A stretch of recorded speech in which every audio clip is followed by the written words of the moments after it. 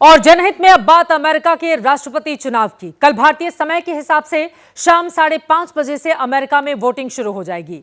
कल रात में जब भारत के लोग सो रहे होंगे, उस वक्त अमेरिका की जनता अपना नया राष्ट्रपति चुन रही होगी। ये वोटिंग 6 नवंबर की सुबह तक चलेगी। अमूमन वोटिंग के दौरान ही कई राज्यों में चुनावों के नतीजे आने शुरू हो जाएंगे, लेकिन इस बार अमेरिका के चुनाव में कांटे की टक्कर चल रही है। इसीलिए कहा जा रहा है कि रिजल्ट इतनी आसानी से सामने नहीं आएगा। हालांकि 2016 में जब ट्रंप जीते थे, तब उनकी लहर चल रही थी, इसीलिए चुनाव के बाद ही रिजल्ट आ गए। लेकिन 2020 में एक स्विंग स्टेट की वजह से नतीजे आने में देरी हुई, इसीलिए बाइडेन को चुनाव के 4 दिनों के बाद जीत मिली थी। 4 दिन के बाद जब डोनाल्ड ट्रंप की हार की घोषणा हुई, तब उनके समर्थकों ने अमेरिका को सिर पर उठा लिया था।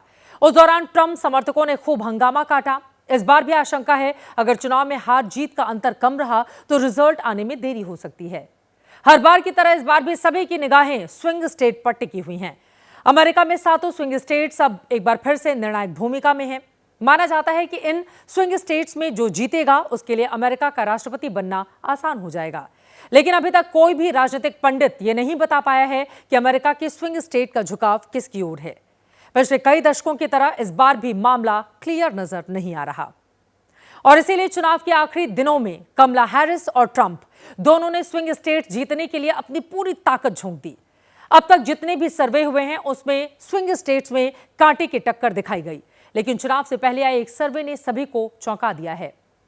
एटलस इंटेल नाम की डेटा एनालिसिस कंपनी के ताजा सर्वे में डोनाल्ड ट्रंप को सभी स्विंग स्टेट में बढ़त दिखाई गई है। सर्वे रिपोर्ट के मुताबिक लगभग सभी स्विंग स्टेट्स में डोनाल्ड ट्रंप कमला हैरिस पर 1 से 6% तक की बढ़त ले रहे हैं। मतलब यही है कि रिपोर्ट जो डोनाल्ड ट्रंप को दोबारा राष्ट्रपति बनते हुए दिखा रही है। चूंकि राष्ट्रपति चुनाव में कुछ ही घंटों का वक्त बाकी है, इसलिए कयासों और अटकलों का दौर भी तेज हो चला है। अमेरिका में चुनाव का तरीका भारत के लोगों के लिए अलग है, लेकिन जनहित में यह हमारी जिम्मेदारी है कि हम हर जटिल चीज को आपकी भाषा में आपके सामने रखें।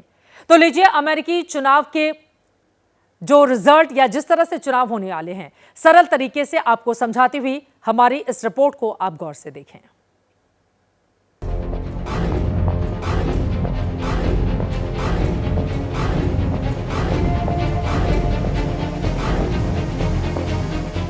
भारत में लोकसभा चुनाव होते हैं, जिन्हें आम चुनाव भी कहा जाता है।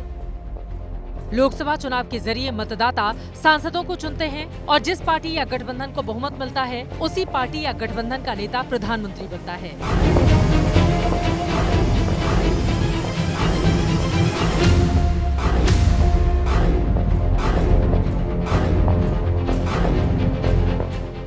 लेकिन अमेरिका में चुनाव का तरीका बिल्कुल अलग है। अपनी पार्टी के बीच ही चुनाव लड़ते लड़ते नेता जब फाइनल चुनाव तक पहुंच जाते हैं, तब एक एक वोट उनके लिए कीमती होता है। जैसे हमारे यहाँ सीटों के हिसाब से विनिंग कैंडिडेट का आकलन होता है, अमेरिका में राज्यों के हिसाब से विनिंग कैंडिडेट तय होता है। आबादी के हिसाब से हर राज्य को इलेक्टोरल्स मिलते हैं, यानी जिसकी जितनी आबादी उतने इलेक्टोरल्स। फिलहाल कैलिफोर्निया की आबादी सबसे ज्यादा है, इसीलिए इसके हिस्से 55 इलेक्टोरल वोट्स हैं। अब ध्यान से सुनिए, मान लें कि ट्रंप को किसी राज्य में 51% वोट मिले और कमला हैरिस को 50%, तो उस राज्य के सारे वोट ज्यादा परसेंट वाले ट्रंप को चले जाएंगे। यानी अगर कैलिफोर्निया में ट्रंप को ज्यादा वोट मिले तो सभी 55 इलेक्टोरल वोट उन्हें मिल जाएंगे।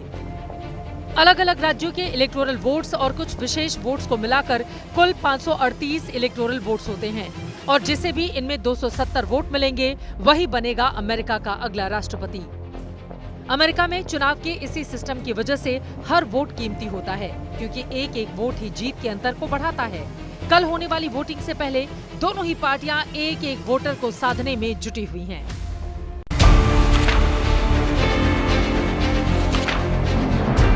कौन बनेगा राष्ट्रपति? अमेरिकी चुनाव पर सबसे बड़ी कवरेज सिर्फ एबीपी न्यूज पर।